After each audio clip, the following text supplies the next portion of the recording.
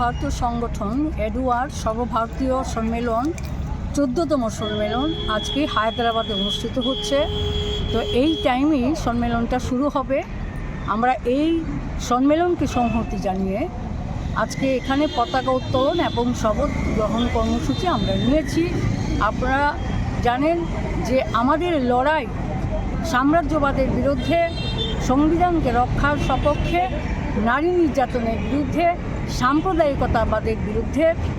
এই লড়াইকে আরও বেশি বেগবান করবার জন্যে আজকে আমাদের এখানকার কর্মসূচি প্লাস সর্বভারতীয় ক্ষেত্রে সম্মেলন এই সমস্ত বিষয়ে আলোচনা হবে এবং এদের বিরুদ্ধে তুমুল গণ আন্দোলন গড়ে তোলার জন্যে আহ্বান জানানো হবে এই সম্মেলন থেকে।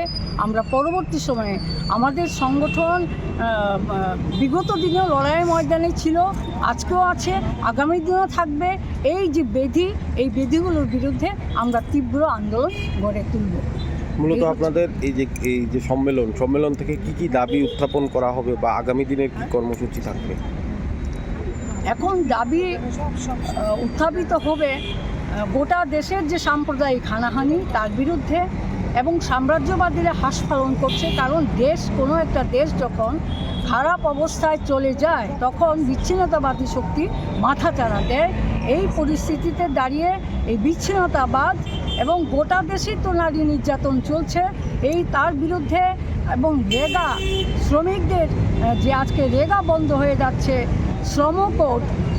শ্রমকোডের নামে আজকে শ্রমিকদের অর্জিত অধিকার হরণ হচ্ছে। এই সমস্ত দাবিগুলো থাকবে, খাদ্যের দাবি থাকবে। এই দাবিগুলি নিয়েই আলোচিত হবে। পরবর্তী সময়ে আন্দোলন কর্মসূচি ঠিক হবে। আপনার পরিচয়টা? মিতালি ভট্টাচার্য, সারা ভারত গণতান্ত্রিক নারী সমিতির ত্রিপুরা রাজ্য কমিটির সহ সম্পাদিকা এবং সদরের সম্পাদিকা।